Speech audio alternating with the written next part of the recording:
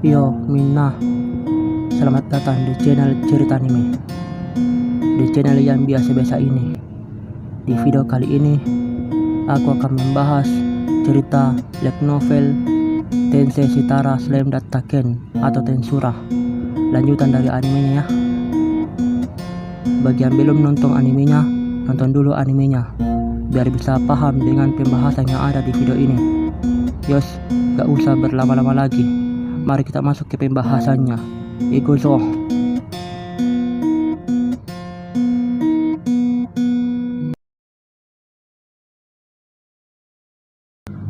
Prolog. The Magic Born Memorial.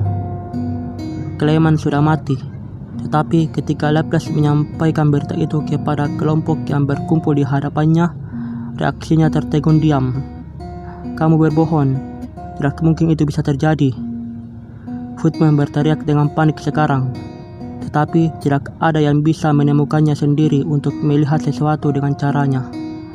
Laplace selalu menyendiri, santai, tidak pernah untuk mengungkapkan emosi yang sebenarnya. Tapi wajahnya mengatakan itu semua. Ini bukan Joker yang mereka semua tahu. Dia benar-benar menggantung kepalanya dengan malu di depan mereka. Hanya itu yang mereka butuhkan untuk mengetahui bahwa Clayman benar-benar mati. Tadi malam diadakannya Walpurgis, aku kehilangan koneksi dengan Clayman. Kazarin berkata dengan sedih ketika Tier terisak di dekatnya.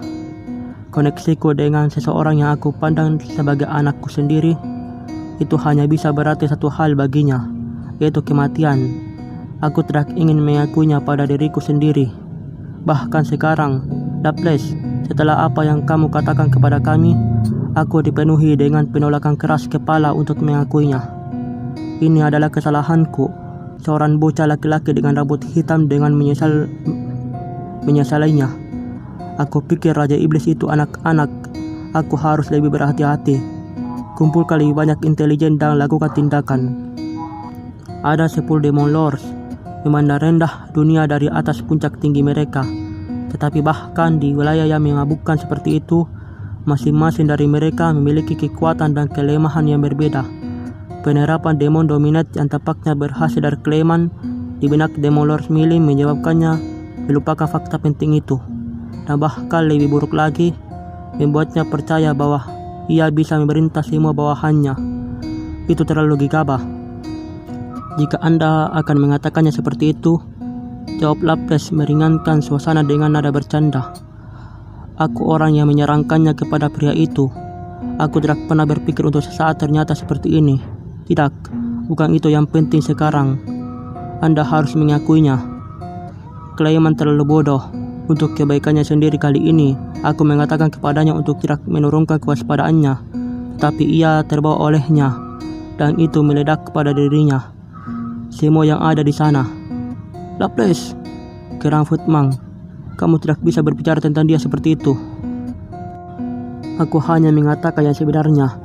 Dia lemah, dia terbawa suasana dan sekarang dia sudah mati, jawab Laplace.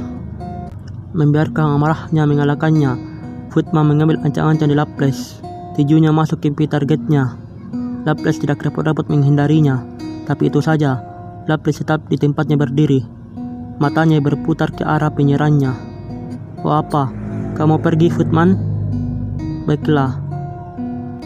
Laplace memberikan senyum yang santai ketika dia menginjak Footman. Footman memusatkan amarahnya kepada Laplace. Kazarin melihat ke arah mereka. Hentikan kalian berdua. Dia meraung, menghentikan mereka berdua. Ini adalah kesempatan yang menyedihkan bagi kita masing-masing. Dia benar, kata bocah itu. Kenapa kamu memainkan orang jahat sendirian di sini, Laplace? Itu tidak seperti kamu. Jika ada yang memainkan peran itu, seharusnya aku yang mempekerjakan kalian semua.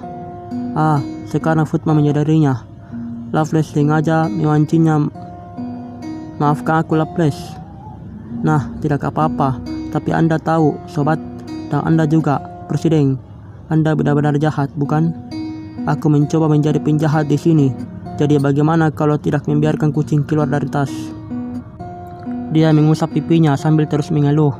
Namun sesuatu tentang pemandangan itu sangat lucu sehingga benar-benar meringankan suasana hati, jika hanya sedikit. Kembali mengandalkan emosi mereka, si Magic Board mendiskusikan apa yang harus dilakukan selanjutnya. Meratap tentang kemalangan itu semua, Kazarim beralasan tidak akan melakukan apapun untuk mewujudkan tujuan Clayman. Pembicaraan mereka menjadi lebih keras atau lebih serius. Aku tidak bisa memberitahumu apa yang terjadi di sana. Tetapi seperti yang dikatakan oleh Demolord Valentine, Clayman pasti meninggal di waktu Walpurgis sedang berlangsung. Dia tidak menyebutkan siapa yang melakukannya. Sayang sekali aku tidak bisa mengalahkannya dari pernyataan itu. Tidak, Laplace. Aku senang melihat Anda masih bernapas, setidaknya. Aku hanya beruntung. Itu kebetulan bulan baru, dan dengan vampir, Valentine berada di ujung kekuatannya. Kami berada di tempat suci untuk Booth. Lotsa kekudusan memenuhi atmosfer. Itulah satu-satunya alasan seranganku bisa bekerja. Tidak ada yang meragukan kata-kata Laplace. Laplace hanya berhasil mengalahkan Valentine, yang kekuatannya setara dengan Kazarim di masa lalu. Berkat beberapa faktor yang tumpang tindih yang menguntungkannya, ditambah lagi Laplace adalah yang kedua setelah Kazarim dengan kekuatan brutal. Perannya sebagai wakil presiden, gesture moderat, bukanlah jabatan kosong. Ia memiliki kekuatan untuk mendukungnya. Itulah sebabnya semua orang di ruangan itu begitu siap menerima kemenangan Laplace yang mencengangkan. Dan dengan demikian, pembicaraan berlanjut tanpa ada yang memperhatikan kebohongan yang bersembunyi di antara kata-katanya. Tapi ini seperti teka-teki, bisa dibilang begitu, gumam Kazarim. Kami kehilangan basis operasi yang kami berikan pada Clayman. Pasukannya, hartanya, semuanya. Kehilangan yang mengejutkan. Bocah itu mengangguk setuju. Apa maksudmu? Tanya Tyr. Apakah Raja Iblis membunuh Clayman atau tidak? Kita masih memiliki markasnya, bukan? Aku tahu bahwa pasukan Clayman telah dialihkan, berkata Footman. Tetapi kita masih memiliki setiap kesempatan untuk berkumpul kembali dan menyerang sekali lagi, bukan? Kami masih memiliki Adalman, sains yang gila itu, berpatroli di tanah itu. Seorang raja yang kuat seperti dia sama kuatnya dengan kita semua, dan kutukan yang Anda berikan kepadanya sama aktifnya seperti biasa, ya kan, Presiden? Kazarim bertukar pandang dengan bocah itu sebelum perlahan dengan menyakitkan membuka mulutnya. Kompleks yang kuberikan kepada Clayman jatuh kemarin, hanya dalam satu malam. Selain itu, dari semua orang mengirim pasukan penyerang kecil untuk menaklukkannya. Hah?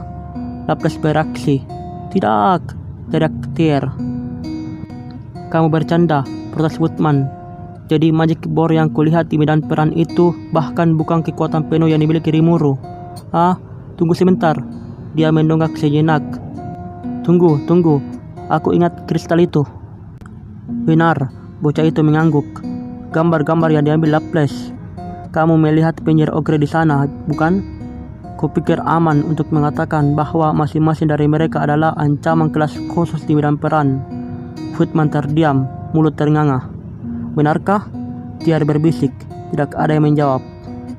Bagaimanapun, lapor Kazarim. Si Slime Rimuru itu ada di pertempuran.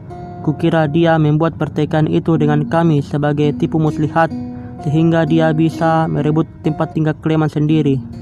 Untuk seseorang sekalibernya, bukan tidak mungkin untuk membayangkan dia menembus garis pertahanan kita. Sekarang seluruh ruangan mulai menyadari betapa tidak menyenangkannya situasinya. Itulah sebabnya, kata bocah itu, aku pikir kita perlu mempertimbangkan kembali tujuan kita. Dengan sebagian besar pasukan militer mereka pergi, ia beralasan setiap langkah strategis perlu dihindari untuk saat ini.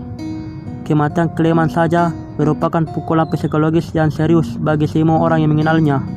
Tapi untungnya, mereka tidak kehilangan segalanya. Mereka masih memiliki sumber daya yang belum dimanfaatkan untuk mengurangi risiko, serta pasukan kelompok yang masih ada. Jauh di dalam bangsa barat, ditambah lagi pengaruh politik yang mereka miliki di balik layar dengan kedua kelompok itu masih sekuat sebelumnya. Mungkin mereka tidak memiliki kekuatan fisik, tapi mereka memiliki pakar pengumpul intelijen yang dikerahkan di seluruh negeri. meletakkan pengintai untuk mengukur arah setiap negara. Bagi bocah itu yang telah memulai dengan apa-apa dan sejauh ini masih mungkin untuk melakukan comeback. Jadi itu sebabnya untuk saat ini kita harus berbaring. Ini memalukan tentang Clayman, tetapi kami tidak memiliki kekuatan yang cukup untuk mencoba membalas dendam pada Demon Lords. Jika kita ingin mencapai tujuan agar kita menaklukkan dunia, kupikir kita perlu bersabar untuk saat ini. Para pendengarnya mengangguk setuju. Cukup benar, kami telah membuat langkah besar selama 10 tahun terakhir. Mungkin ini menanamkan benih kesombongan di dalam diri kita semua. Ya, karena itu mengapa Clayman mengingatnya untuk menarik semua omong kosong itu. Baik, aku benci mengatakannya, tetapi melakukan apapun dengan Gapa sekarang, ini mungkin akan membuat segalanya menjadi lebih buruk. Aku ragu untuk menerimanya sendiri, tapi aku mengakui itu adalah pilihan terbaik kita untuk saat ini. Bocah laki-laki itu terkikik sedikit ketika para Magic Bond semua menawarkan persetujuan mereka. Hahaha. Oh, hentikan aku sebentar, Footman. Dia terkekeh, menepuk pundaknya. Aku masih memiliki kalian semua, kartu terbaik di tanganku. Aku tidak bisa kehilangan kalian karena tindakan nyasar dalam gelap. Ini adalah sesuatu yang benar-benar dia maksudkan dan juga alasan utama di balik keputusannya. Dia perlu memastikan semua orang berada di halaman yang sama dengan dia, atau dia takut setidaknya satu akan membiarkan kemarahan mereka mendapatkan yang terbaik dari mereka. Footman tahu itu dengan sangat baik, dan dia tahu dia harus menerimanya. Aku tahu, sobat, lebih baik memasukkannya di dalam botol untuk saat ini, jadi kita bisa membiarkannya meletus sepenuhnya nanti. Dia mengerti itu, kehilangan sikapnya yang dingin dan bertengkar dengan kader Demon Lords hanya akan mengejar akhir hidupnya. Dia harus menerima alasan bocah itu. Bocah itu yang menghargai ini memandangi Magic Board yang berkumpul di hadapannya. Tapi hei, tidak menyenangkan menjadi tas tinju sepanjang waktu, kan? Mungkin kita tidak akan melakukan apa-apa, tetapi kita dapat mengatakan banyak hal. Selain itu, mengambil Clayman dengan semua yang dimilikinya, dan kurasa aku tahu bagaimana membalasnya sedikit. Dia menyeringai kecil yang tidak menyenangkan. Bagaimana maksudmu? Tanya Kazarim. Ada sesuatu yang tidak biasa pada slime itu, jawab bocah itu. Menyeringai gembira. Hanya dalam beberapa tahun, dia telah membangun kekuatan baru yang besar. Sulit bagiku untuk percaya, dan dalam situasi normal apapun, kami tidak akan pernah mau menantangnya. Jadi mari kita tunggu dan lihat sedikit ya. Lalu untuk melakukan itu, aku punya sesuatu yang ingin aku gunakan. Oh bagus, Lapras mengangkat bahu. Skema kecilmu yang lain? Setidaknya itu mengalahkan Anda memerintahkan diriku untuk melakukan trik gila lainnya. Seperti yang biasa Anda lakukan. Semoga aku bisa tetap hadir untuk yang satu ini. Terima kasih. Untuk saat ini, Magic Brown itu menarik diri dari mata publik. Turun ke semacam kegelapan purba, menajamkan taring mereka untuk hari pembalasan yang ditakdirkan kapanpun itu datang. Chapter 1, Demons and Schemes. Setelah kami menentukan nama oktagram untuk diri kami sendiri, Misari dan Rain, pelayan berambut hijau dan biru yang merupakan pelayan Guy Crimson, menyiapkan hidangan mewah untuk kita semua. Mereka mengenakan pakaian pelayan berwarna merah gelap, dan keterampilan dapur mereka ternyata tidak ada duanya. Seperti yang Ramirez katakan kepadaku, tujuan asli Dewa Walpurgis adalah untuk membiarkan para Demon Lords bergaul dan bertukar informasi. Sebagai sisa dari ini, mungkin ruang kami berada di ruang dimensi yang terpisah, semacam ruang santai bisa dibilang. Kehadiran tidak wajib dan semua Demon Lords melakukan hal mereka sendiri. Beberapa pergi setelah pertemuan berakhir, beberapa bertahan cukup lama untuk makan malam, dan yang lain menghabiskan waktu dengan mengobrol di laut. Aku pergi untuk makanan. Kamu tidak mendapatkan kesempatan seperti ini setiap hari. Dan jujur, mengingat betapa Guy jauh lebih kuat dibandingkan dengan kita semua, Aku ingin melihat seperti apa dietnya. Makanan yang dihasilkan lebih indah dan menyenangkan daripada yang pernah kubayangkan. Setiap hidangan adalah penimun baru yang mencengangkan, yang terbaik dari jenisnya di seluruh dunia. Dan saat aku berlama-lama di setiap hidangan dalam lamunan melaporkan, analisis komponen selesai. Sekarang dimungkinkan untuk membuat kembali resep rebusan harimau hitam, ayam sage panggang, serba emas, dan panggang stik naga air slip. Aku mencuri semua resep. Apakah itu maksudku? Rasanya agak tidak adil, bukan? Karena aku benar-benar mengerti hal apa untuk membuat hal itu. Mencuri membuatnya terdengar ilegal atau semacamnya. Ini hanya pengumpulan intelijen. Resep-resep ini meminta daging dari monster dengan peringkat A atau lebih tinggi, yang tidak kamu saksikan berjalan ke kota setiap hari. Tetapi begitu aku memiliki bahan yang tepat, kupikir aku akan tahu bagaimana menyiapkannya sekarang. Pesta itu ditutup dengan pilihan buah segar yang melimpah. 6 dari kami ada di meja. Ngomong-ngomong, aku, Guy, Milim, Ramirez, Dino, dan Dagrol. Valentine dan Leon sudah lama pergi. Aku mengambil waktu sejenak untuk menegur Milim karena telah menipuku saat dia membela dirinya sendiri. Dia masih bersikap bodoh, tapi aku harus memberinya rasa realitas. Sementara itu, aku minta Carrion dan Frey berjanji bahwa kita semua akan membahas masa depan di lain waktu. Setelah kami membersihkan diri setelah peran, kupikir aku akan dikonsultasikan tentang pekerjaan pembangunan kembali kota yang akan datang. Ini akan menjadi negara yang benar-benar baru. Satu dengan Milim sebagai pemimpinnya, dan aku bermaksud untuk mendekati diskusi itu, sehingga mereka memberi manfaat sebanyak mungkin kepada diriku. Ramirez masih menggangguku tentang pindah ke kotaku.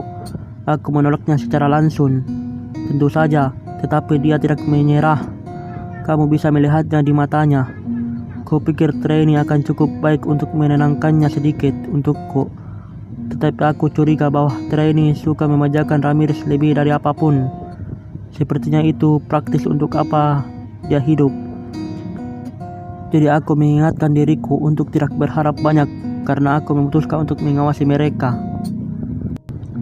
Dagrol dan Veldora tampaknya sangat akrab, dan Guy dan Dino terlibat dalam percakapan ramah.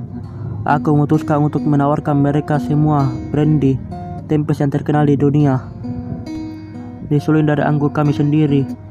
Bagian dari upaya brandingku, bisa kamu katakan, menyebarkan berita tentang betapa bermanfaatnya sebuah negara kita akan melumasi roda gigi untuk diplomasi nanti. Itu benar. Apakah kamu berurusan dengan Demon Lords atau tetangga sebelahmu? Tidak buruk. Ya, baiklah. Lihat ini. Hak, kluk, kluk, kluk. Sobat, itu cukup menggigit. Mungkin terlalu banyak alkohol untuk ditangani, Dino.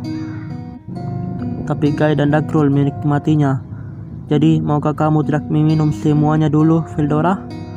Aku memiliki persediaan yang cukup bagus di perutku, tapi aku tidak menyimpannya di sana, hanya supaya Veldora bisa menghabiskan semuanya. Lalu Milim segera meraih. Brandy juga, tentu saja. Aku tidak membiarkannya memilikinya. Kamu tahu, dia menjadi pemabuk yang pemarah. Namun mengingat bagaimana dia menipu diriku, aku harus meletakkan kakiku di sini. Lalu tidak apa-apa bagiku. Sementara itu, Ramirez sudah dengan cukup bangga memegang gelasnya.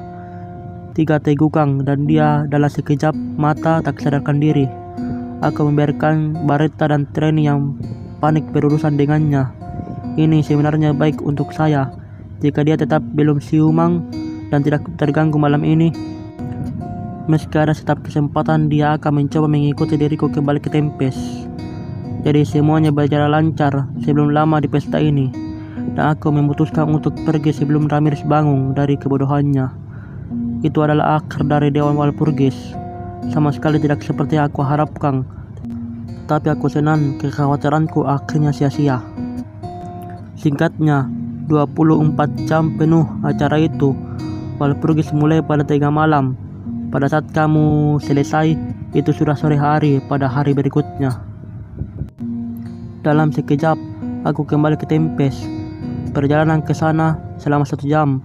Tetapi dengan Dominate Speech, perjalanan kembali sangat mudah. Namun tidak seperti sebelumnya. Negaraku tidak hancur berantakan karena ketidakhadiran diriku. Semangat tinggi, semuanya bekerja dengan baik. Dan aku sangat lega. Semua pasukan kami terus jaga tinggi. Seperti yang kuperintahkan, mereka semua lebih halus sekarang. Berkontribusi terhadap keselamatan di jalanan lebih dari sebelumnya. Aku tidak mengabaikan apapun. Sistem keamanan kota mengikuti model polisi yang kukenal di bumi. Tampaknya merupakan keberhasilan yang layak. Ketika aku mengamati semua ini, sebuah pikiran muncul di benakku. Kamu tahu, pertahanan negara ini sendiri dapat mengalahkan 1 atau 2 negara itu sendiri, bukan? Hampir setiap prajurit yang tersisa pada tugas pertahanan setara dengan peringkat B. Setelah semua, Garden Variety Magicalmu atau Paranormal Beast tidak akan berani mengintai di dekatmu. Secara keseluruhan, aturan hukum dan ketertiban benar-benar dipegang di sini. Tapi itu membuatku khawatir tentang monster yang berada di luar kota, berpotensi menyebabkan kekacauan di tempat lain. Mungkin lebih baik, pikirku, untuk memeriksanya. Jadi aku menyeret Veldora dan Sion kembali ke kota dengan menunggangi Rangga. Saat aku memasuki kota, penduduk setempat dan tentara patroli segera mengambil posisi membungkuk di sisi jalan. Membentuk jalur bagiku untuk mengikuti itu semua. Adalah koreografi yang begitu. Aku tidak tahu kapan mereka belajar melakukannya. Ada apa dengan itu? Aku berpikir, hanya untuk menemukan Diablo mendekati diriku dari ujung jalan. Dia memberiku senyum tulus, senyum penuh sukacita saat dia bertukar pandang dengan Rigurdo. Selamat datang kembali, Rimur sama. Sungguh menyenangkan bagi kami mendengar induksi Anda ke dalam oktagram. Aku sangat senang melihat Anda kembali ke sini dengan aman. Aku menghargai itu dari Rigor dan Diablo, ya. Tapi sungguh, apa yang terjadi di sini? Namun, bagaimana kalian tahu aku dinobatkan sebagai Demon Lord? Itu pasti pertama kalinya ada yang menggunakan istilah oktagram di dunia ini. Aku harus tahu, diriku memikirkannya sendiri. Pertanyaan-pertanyaan itu terus menumpuk. Bukankah Diablo seharusnya menaklukkan kerajaan Farmus sekarang? Kenapa dia ada di sini, membuat seluruh kota untuk melakukan taran kecil ini untukku? Mulai merasa sedikit malu tentang semua ini, akhirnya aku memutuskan untuk bertanya. Sederhana, Rimur sama, jawab Diablo yang tersenyum. Kami telah meminta Veldora sama agar kami tetap mendapat informasi terbaru. Aku melirikkan mata ke arah Veldora. Dia segera mengalihkan pandangannya. Kawan, ayolah. Teman, aku belum tahu apa yang membuat dia bersalah, tapi dia bersalah atas sesuatu. Setelah aku menaruh sekrup padanya sedikit, Veldora dengan cepat mengungkapkan kebenaran. Ternyata dia setuju untuk bermain sebagai informan Tempest dengan imbalan 3 hidangan pencuci mulut pada jam makan selanjutnya. Dan dia menahan tawarannya, memberitahu Diablo tentang semua yang terjadi di Dewan. Sekarang masuk akal mengapa mereka tahu tentang diriku menjadi Demon Lord dan tentang nama oktagram yang telah kami adopsi. Mungkin aku harus bertindak sejauh memuji Diablo atas keahliannya dalam pengumpulan data. Bahkan jika seseorang cukup pintar untuk mempertimbangkan melunasi seseorang yang sekuat Veldora, hanya beberapa orang terpilih yang berani mencobanya. Tentu saja Veldora pantas mendapatkan banyak pujian karena benar-benar setuju dengan omong kosong itu. Tapi tetap saja, aku suka perilaku proaktif semacam ini. Jika semua pihak yang terlibat senang, aku melihat tidak perlu memainkannya. Tetap saja, Veldora, apakah kamu bahkan perlu makan? Omong kosong macam apa itu, Rimuru? Ini bukan masalah perlu makan atau tidak. Aku makan karena aku mau. Kamu juga tidak perlu makan, kan? Ya, dia benar. Aku tidak punya hak untuk protes di sini. Keahlian memasak Suna telah meningkat dengan pesat belakangan ini, dan kami memiliki berbagai makanan penutup yang ditawarkan hari ini. Kami berhasil membuat ulang krim pups yang aku temukan di kafe English siang itu dengan sempurna, dan kami bahkan menciptakan hal-hal seperti puding kustar sekarang. Sejumlah besar minuman beralkohol yang tersedia juga berkontribusi. pada penemuan cemilan yang menggoda selera. Aku meminta Yoshida, si pemilik kafe, membantu dalam hal ini, mengembangkan resep baru dan sebagainya. Dia langsung setuju, senang mendapatkan akses ke minuman yang kami buat. Sekarang, katanya dengan gembira, aku pikir aku bisa membuat banyak hal yang tidak bisa aku lakukan sebelumnya. Kami sudah menyiapkan beberapa piring percobaan untuk meja makan kami. Fildora telah mencoba beberapa dari mereka selama perayaan tepat setelah aku membangkitkannya. Dan hasilnya terlihat seperti mereka benar-benar mengejutkan lelaki itu. Kamu yakin harus begitu mudah menghampiri makanan seperti itu, Fildora? Namun yang diperlukan untuk membuat Millie menyerah di tanganku hanya sedikit madu. Kamu tahu, mungkin aku bisa menaklukkan dunia dengan dapur yang lengkap, alih-alih semua kekuatan militer ini.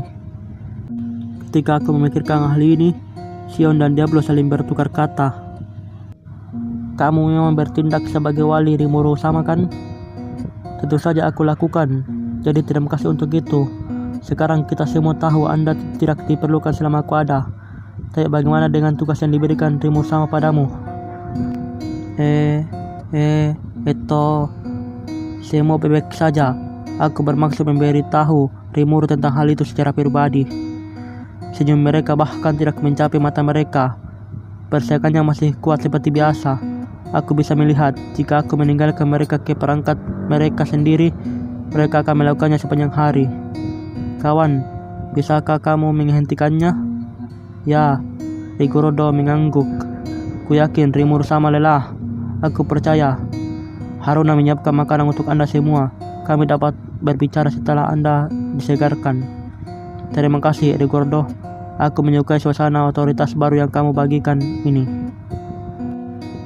Jadi aku meminta dia membawaku ke kota. Semua orang yang kami lewati, semuanya tersenyum, siap untuk masuk ke ronde pesta penuh dengan cepat. Tetapi Benny Baru dan timnya masih belum kembali dari misi mereka. Perayaan penuh bisa menunggu sampai nanti. Untuk saat ini, aku dapat bersandar pada pengetahuan bahwa satu masalah pelik setidaknya telah terpecahkan. Jadi aku memutuskan untuk tenggelam dalam pemandangan panas, menikmati makanan yang Haruna persiapkan untukku, memberi diriku tenaga mental, dan kemudian mendengarkan laporan Diablo. Pertempuran dengan Clement berakhir dengan kemenangan total bagi diriku, dan itu hanya meninggalkan pendirian kerajaan baru Yom dan perselisihan masa depan kita dengan gereja suci barat untuk dihadapi. Akan ada negosiasi baru untuk dipertimbangkan segera dengan Beast Kingdom of Eurasiania, dengan Winged Nation of Pulbursta, dengan Dragon Fightful yang menyembah Milim. Tetapi mereka semua tampaknya terikat untuk mengakhiri hubungan persahabatan, jadi tidak perlu terlalu khawatir tentang mereka sekarang. Jadi aku bertanya pada Diablo ketika aku menikmati teh setelah makan malam, apa yang sudah kamu lakukan? Aku memintamu untuk menghancurkan kerajaan Parmus dan menempatkan Yom sebagai raja barunya. Jika kamu meninggalkan pekerjaan itu dan kembali ke sini, haruskah aku menganggap itu berarti kamu membutuhkan lebih banyak sumber daya? Aku kembali dalam bentuk slime untuk pertama kalinya dalam beberapa saat, bersantai di pangkuan Sion saat aku menikmati kebundaran payudaranya di atas kepalaku. Kupikir itu membuat pertanyaanku terdengar lebih tenang daripada yang aku maksudkan. Jika dia belum membutuhkan bantuan, kupikir seseorang seperti Zoe dapat menyediakannya. Kami memiliki beberapa kelonggaran lagi untuk perubahan. Tidak perlu membuat dia belum mengurus dirinya sendiri. Sion tertawa di atasku, berbicara tentang sesuatu seperti, "Oh, aku bisa bilang menjadi pembuat tehmu adalah pekerjaan yang ideal untuk Diablo. Tuanku, izinkan diriku untuk menaklukkan kerajaan itu sebagai gantinya." Lalu begitulah, tetapi aku mengabaikannya. Aku tidak bisa melihat dirinya sesuai dengan tugas. Mungkin itu caranya meminjamkan bantuan kepada Diablo, tapi aku tidak mendengarkan, dan ternyata itu tidak perlu. Tidak, Rimuru sama, katanya sambil mengisi cangkirku.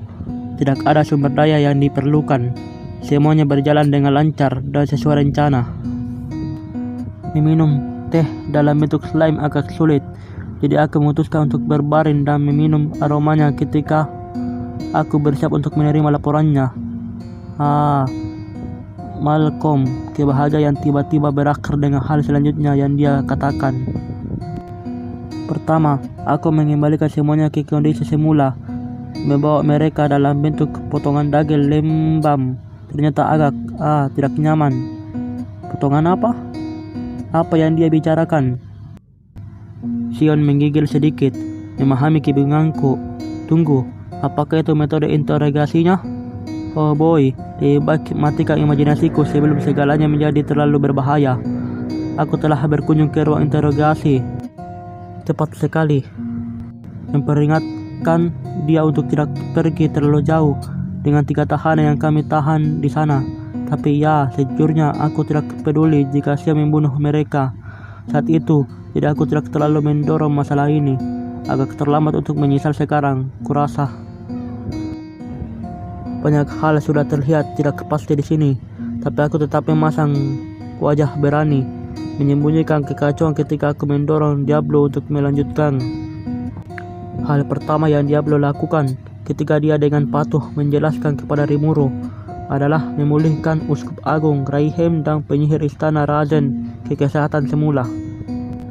Ini dilakukan dalam perjalanan ke Parmus dalam 2 gerobak yang dikelilingi oleh tim penjaga yang berkuda.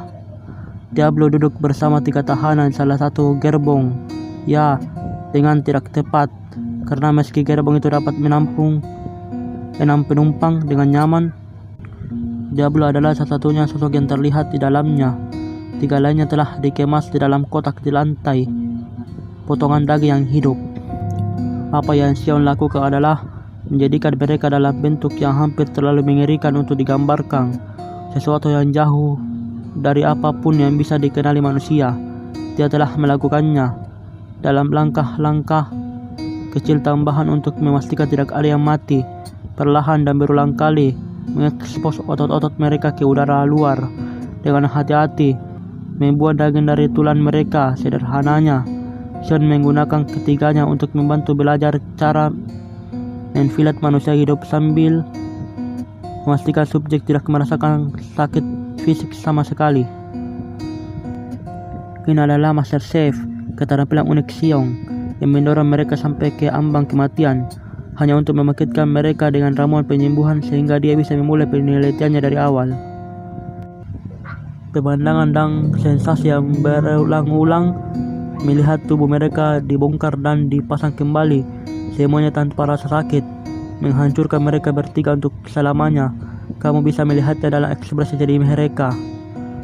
Ketika kamu bisa melihat wajah mereka sama sekali, bagaimana dengan semua nyali dan jeruang yang terpapar jalan?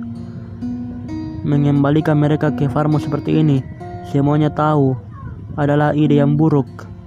Jadi Diablo mulai menyusun solusi. Jika agak enggang, sungguh menyakitkan, gerutunya. Hukum yang mengatur keberadaan mereka yang terus-menerus telah diputarbalikkan dan dimengkokkan sehingga sihir penyembuhan hampir tidak berfungsi sama sekali. Tetapi pengalaman itu juga membuka matanya terhadap kekuatan seni dan keterampilan unik lainnya. Sesuatu yang melampaui sihir semata, bahkan dengan pengetahuan sihirnya cukup lengkap dan aturan-aturannya di dunia ini. Ia telah menemukan kejutan baru untuk dimainkan. Itu membuatnya senang.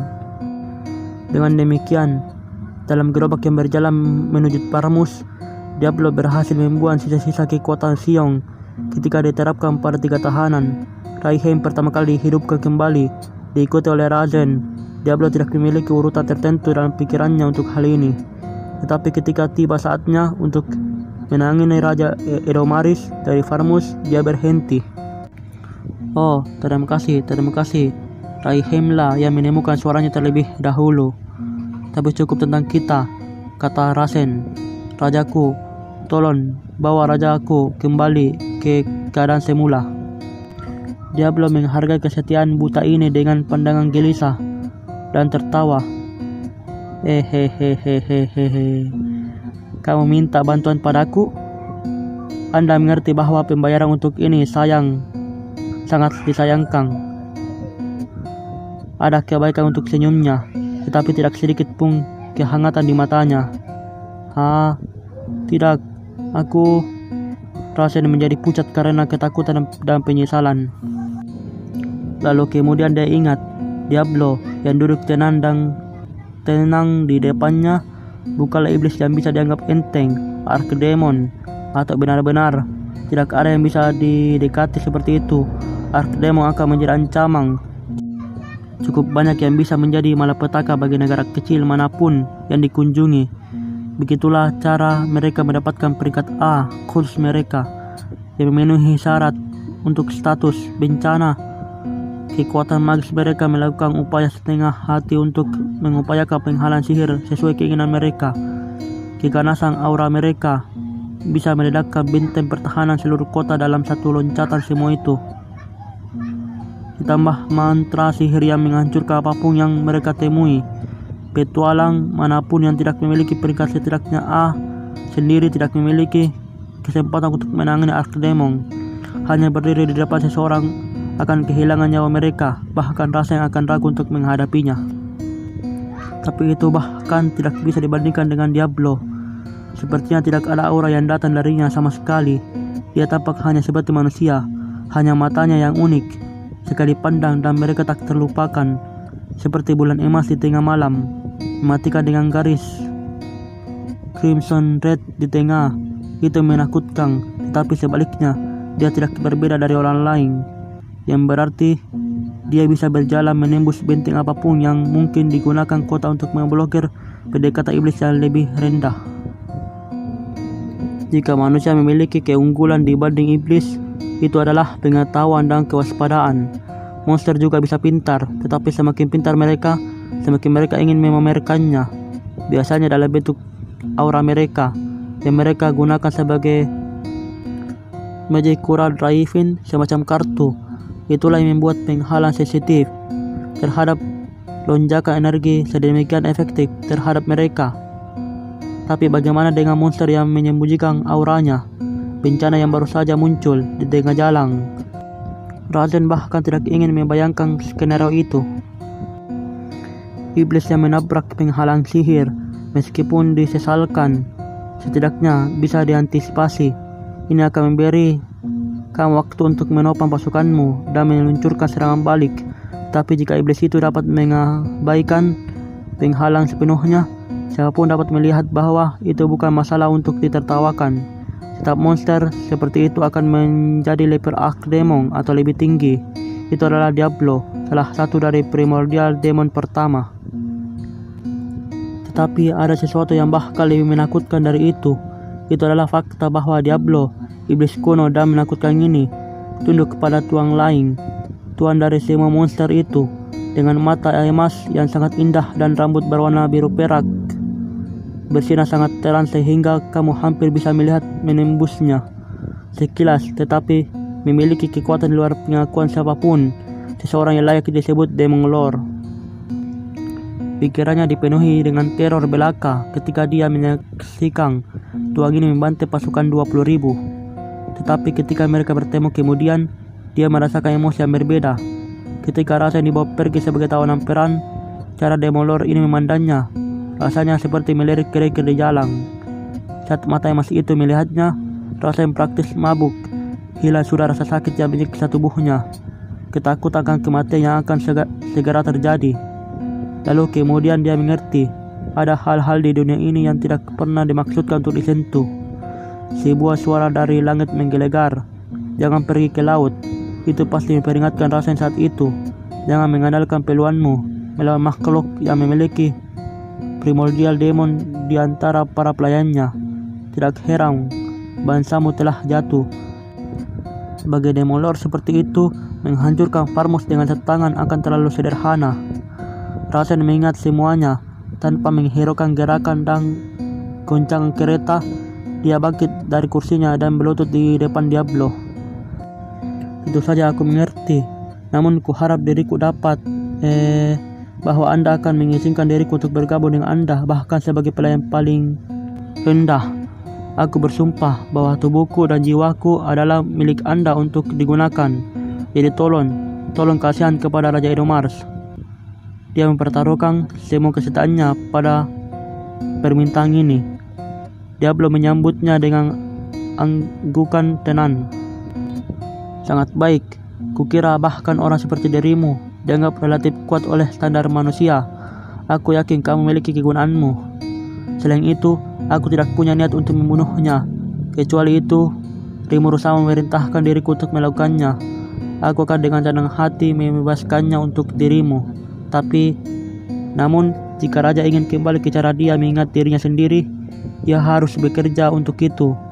Dia perlu diperlihatkan kepada bangsawan kerajaan dalam bentuk yang mengerikan seperti sekarang, untuk menunjukkan kepada dunia bahwa kebodohan mengarahkan busur pada Rimuru. Diablo begitu dikhususkan untuknya.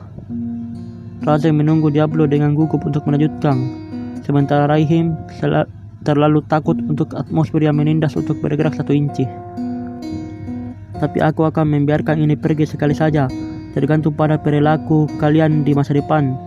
Bukan hanya kehidupan rajamu, tetapi juga napas keberadaan yang menghantam tanah Parmus mungkin dihabisi. Dia benar-benar serius. Kehendak Diablo, artinya kehendak Rimuru sama, harus diikuti. Atau yang lainnya, Razen dan Raihim dan bahkan Raja Edomaris dalam bentuknya yang terluka, terpelintir dan berkotak tahu semua maksud dibalik pernyataan itu. Ketiganya bodoh, tapi mereka bukan idiot. Apakah mereka suka atau tidak, mereka mengerti Diablo tidak akan ragu untuk bertindak atas ancaman itu.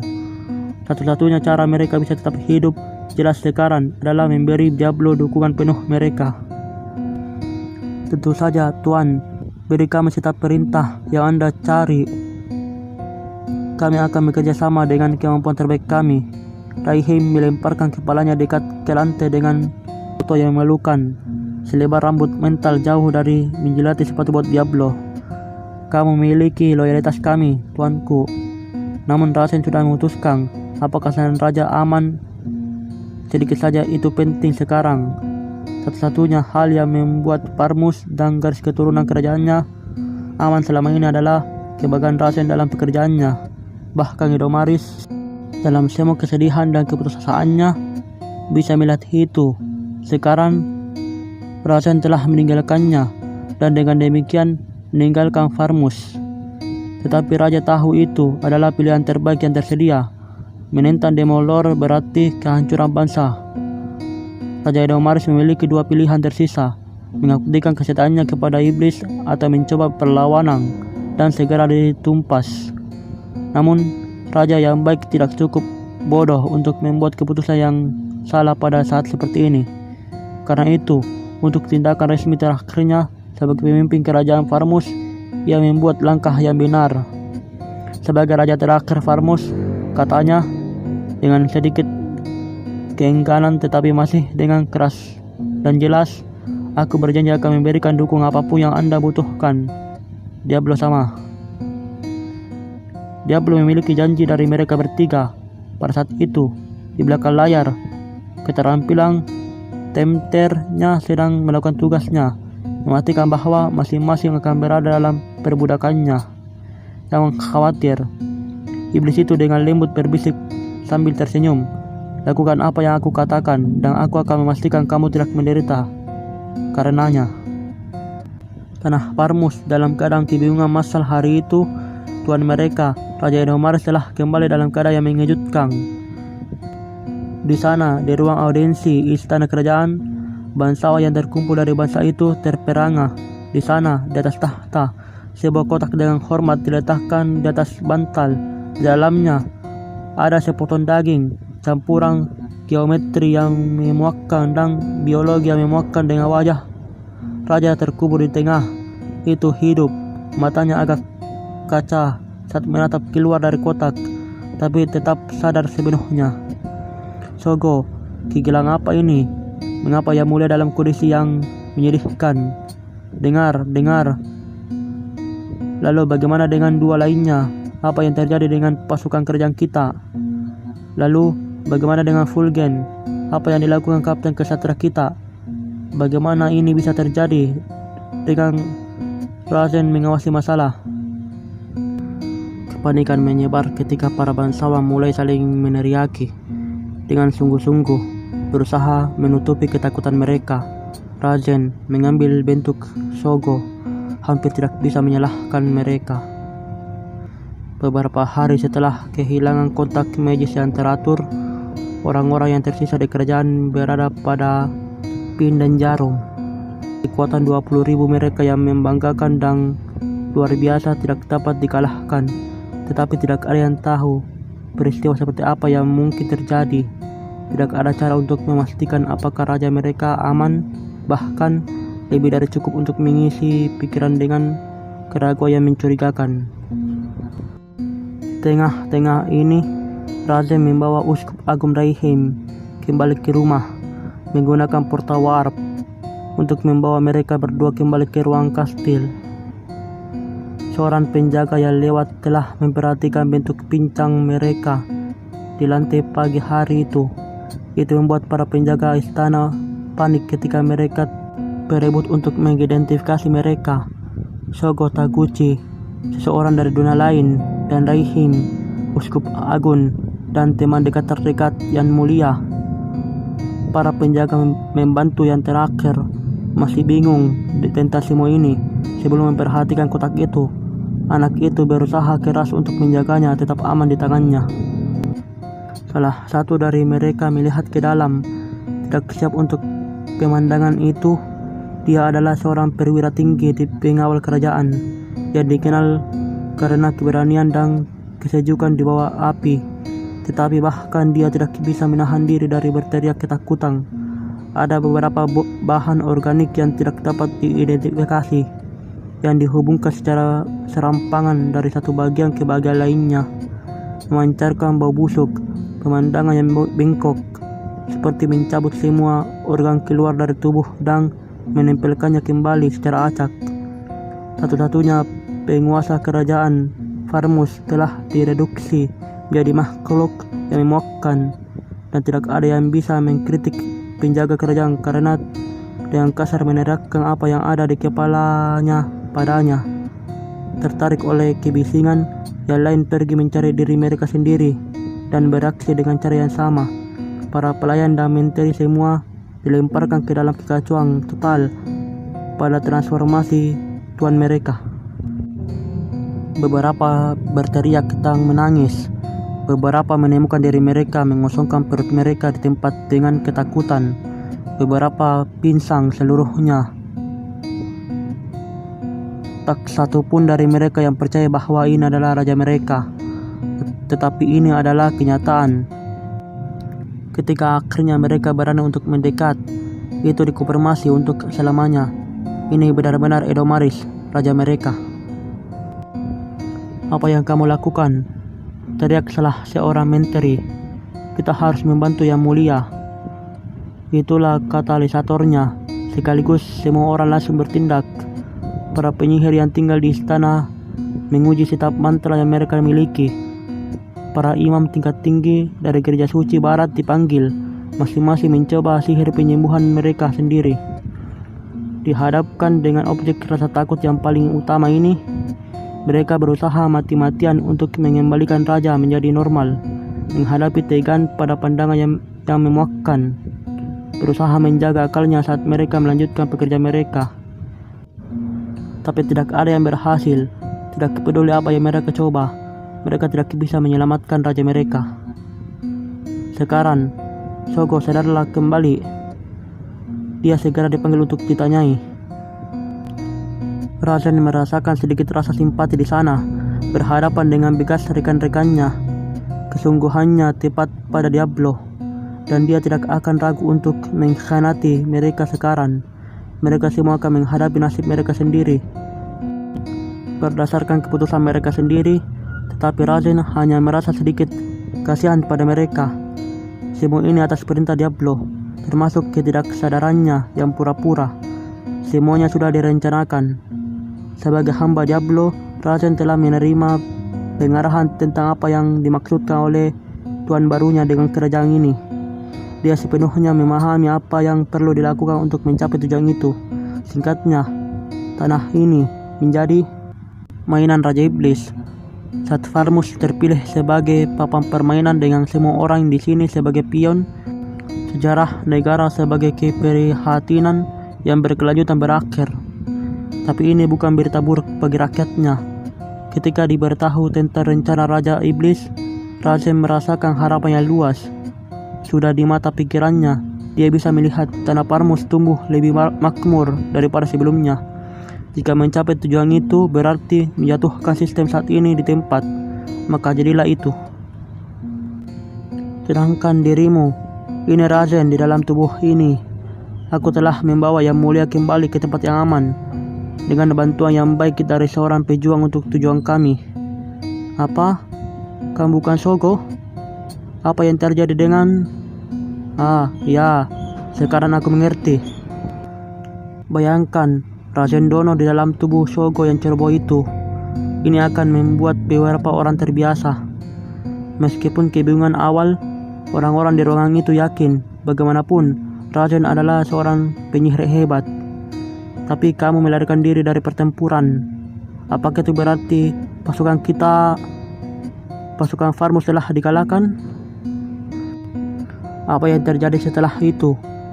Anda tidak hanya berbaris kembali ke kastil karena Anda tidak bisa membasmi monster, bukan? Pertanyaan para bangsawan tumbuh menjadi toren.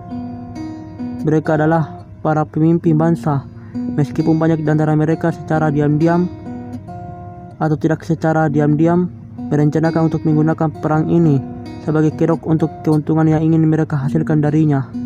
Kekalahan dan kerugian finansial yang menyertainya adalah gagasan yang tidak terpikirkan.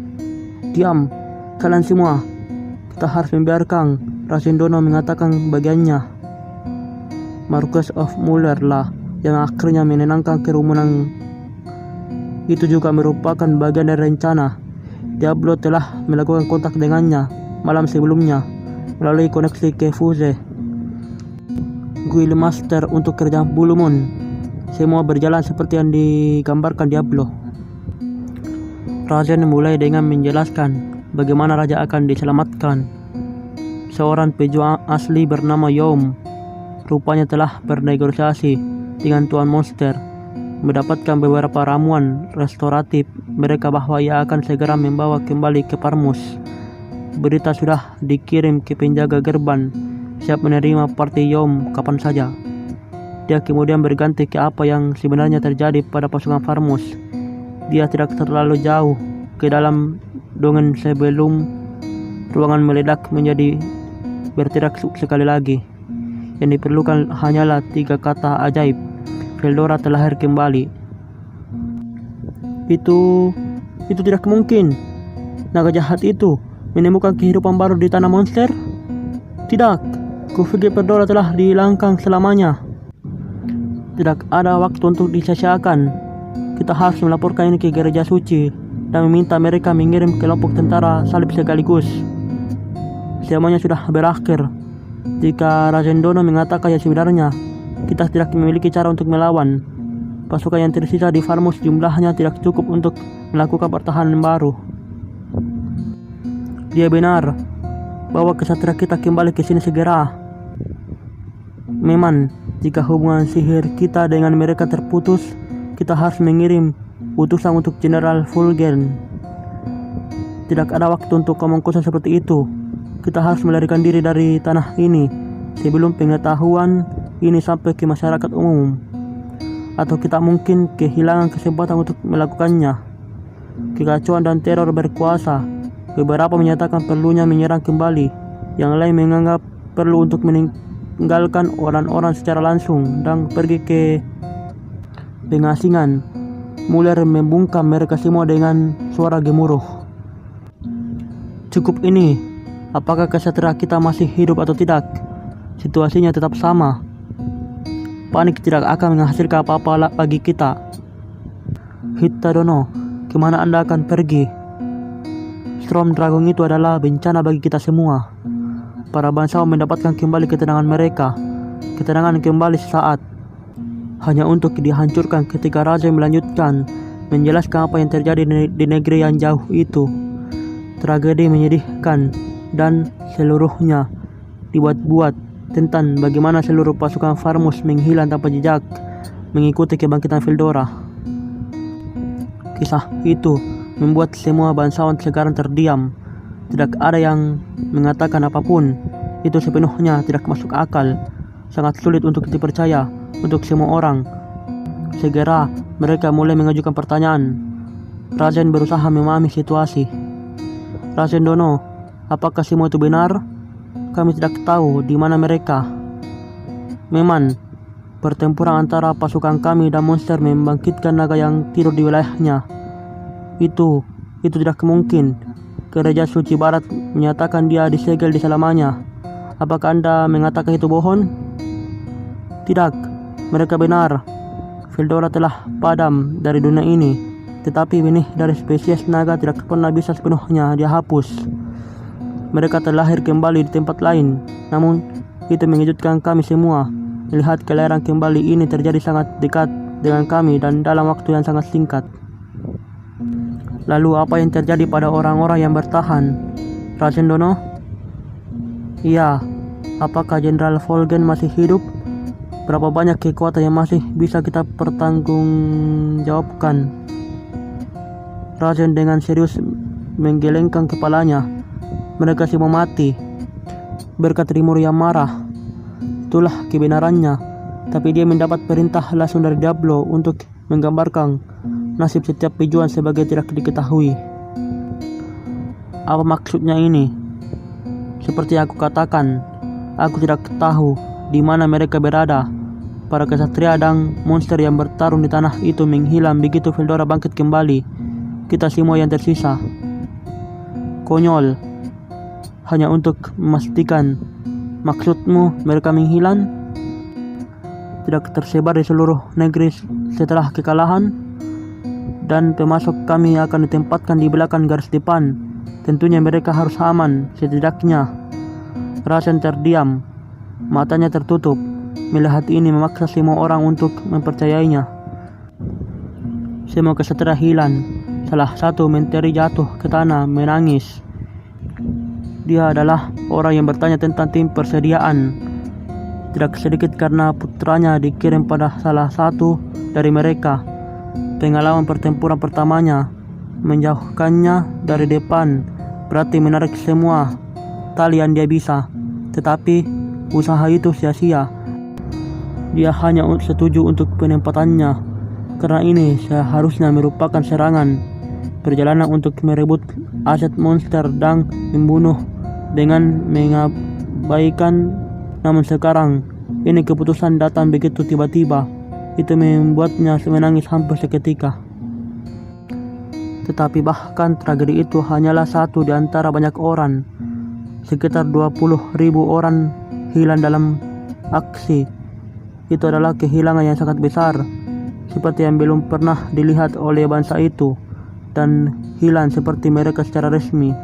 Tidak ada yang mengharapkan mereka pulang dalam waktu dekat. Mereka sama saja sudah mati. Tetapi sekarang mereka semua telah menghubungkan bencana itu dalam pikiran mereka dengan kebangkitan Veldora. Mereka semua telah dikorbankan untuk menghirup kehidupan naga. Bagi Veldora sendiri, itu tidak lebih dari kebohongan yang penuh kebencian. Tapi itulah yang diinginkan Rimuru dan para penasihatnya. Diablo baru saja memanfaatkan Rasen untuk memanipulasi pikiran bangsa Farmus. Kemudian seakan-akan diberi isyarat, langkah kaki terdengar dari luar ruang singgasana. Yaum dan timnya telah tiba, dengan Miuran sebagai penasihat utamanya, Cruz pengawal utamanya, dan tukang sihir Rommel sekretaris pribadinya.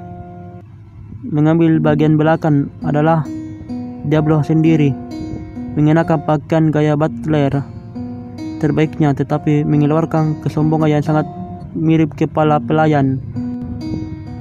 Ruangan ini bukanlah tempat yang bisa dimasuki seseorang dengan tingkat kelahiran yang rendah seperti seorang petualang, tetapi Rasen telah mengatur agar seorang pemandu memimpin mereka. Maaf, aku butuh waktu lama, kata Yaum pada Rasen. Tapi kupikir akhirnya aku mendapatkan orang besar itu untuk melihat semuanya dengan cara kami. Dia mencoba mengangkat kepalanya tinggi-tinggi sebagai negarawan, tetapi Kebiasaan bicaranya di jalanan terbukti kurang mudah untuk diperbaiki. Mengubahnya menjadi bangsawan tidak akan terjadi dalam semalam. Sikapnya sendiri membuat bangsawan lain menanyainya, "Siapa kamu? Apakah kamu tahu kekasaranmu, rakyat jelata?" Meskipun diberi tahu bahwa partai Youm ada di sini untuk menyembuhkan raja, salah satu menteri merasa pantas untuk mengusirnya. Dia menyadari Youm sang juara. Potret Youm telah tersebar, jadi menteri tahu persis kepada siapa dia berbicara. Tidak ada yang salah dengan exo armornya juga, tetapi tidak ada yang penting baginya. Ini adalah istana kerajaan dan aturan jalan umum tidak berlaku di sini.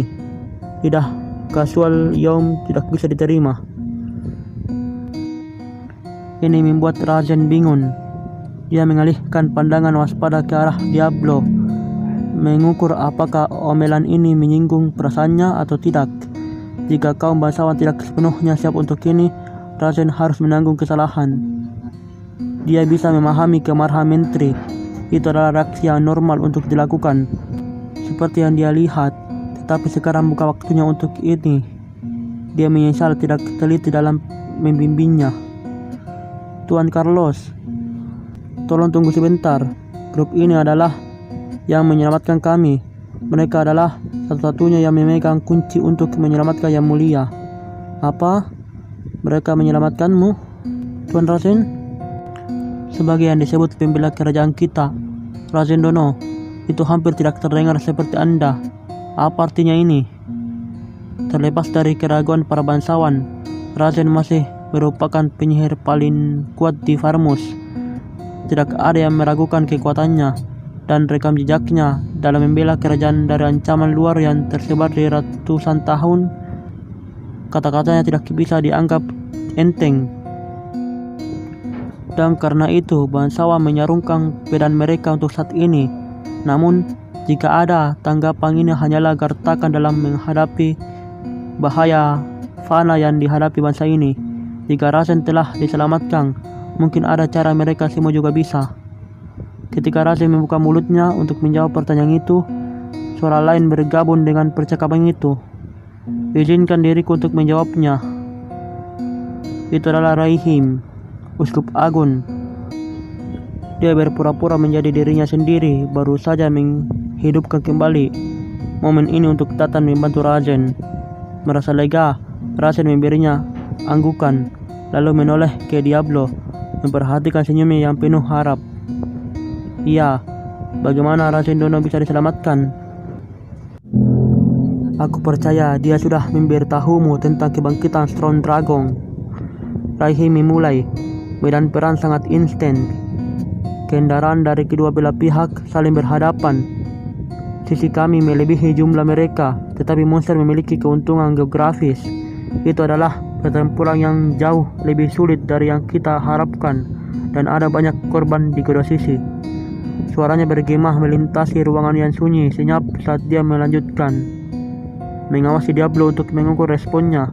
Kekacauan di medan perang adalah apa yang menghidupkan kembali Veldora, dan ketika dia muncul di tempat kejadian, baik manusia dan monster dikorbankan secara massal. Hanya itu yang bisa dilakukan Raihim Dono dan aku untuk menjaga Yang Mulia tetap terlindungi, kata Rajen sambil mengangguk.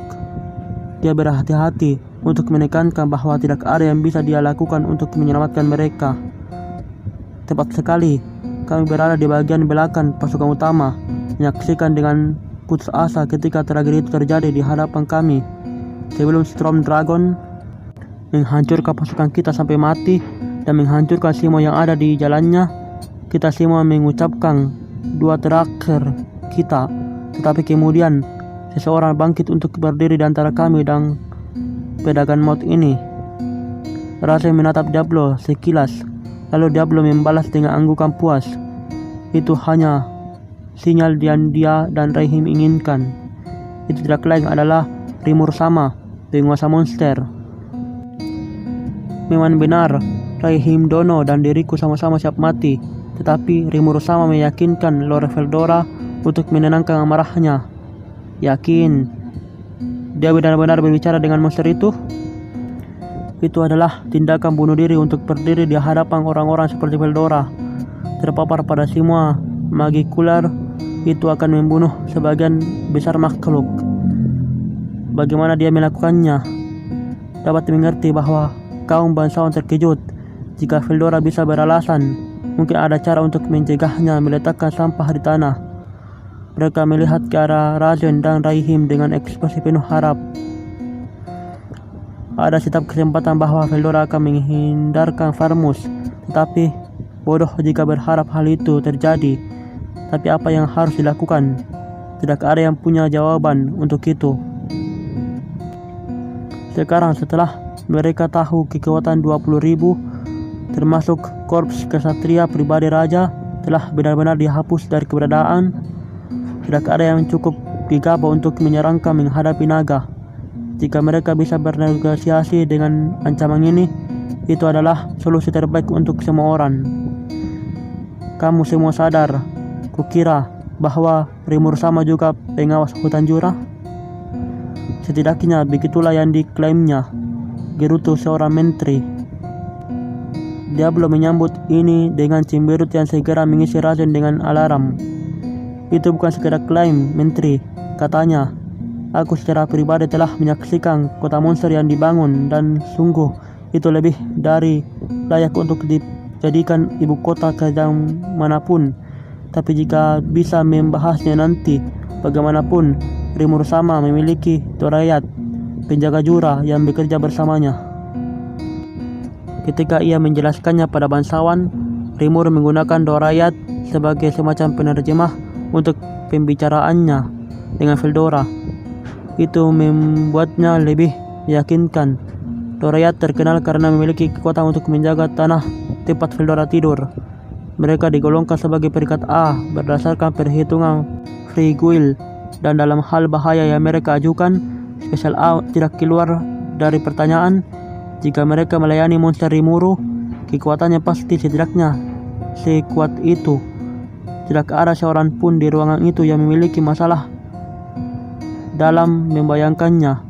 Mereka semua bangsawan tingkat tinggi, dan tidak ada dari mereka yang malas dengan pengumpulan intelijen mereka. Aku mengerti. Jadi, menjadikannya musuh kita adalah kesalahan. Para menteri ingat betapa bersemangatnya mereka untuk menyerang tanah monster. Mereka benci menghadapi kenyataan ini. Tetapi rasa sakit kepala yang harus mereka hadapi sekarang, ini tidak menyenangkan. Salah satu dari mereka bergumam, jika mungkin untuk bernegosiasi dengan naga ini, maka memusuhi satu-satunya potensi perjalanan kita adalah kesalahan besar. Memang sisanya tampak lebih pucat.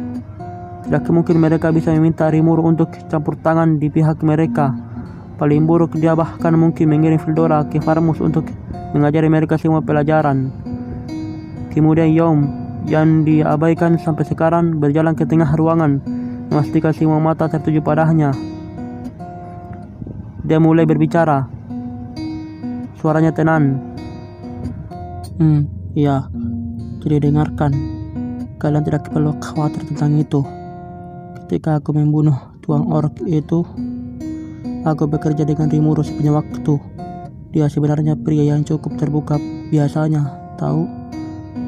Faktanya, dia memiliki minat yang cukup besar untuk bekerja bersama umat manusia. Lord Carlos memotongnya, melakukan setiap pretensi agungnya. Kalau begitu, biarkan pria ini berdiri untuk kita dan memberitahu dia tentang tuntutan kita. Kami akan memberi Anda tuntutan kami di lain waktu. Jadi silahkan pergi ke ruangan lain dan menunggu kami.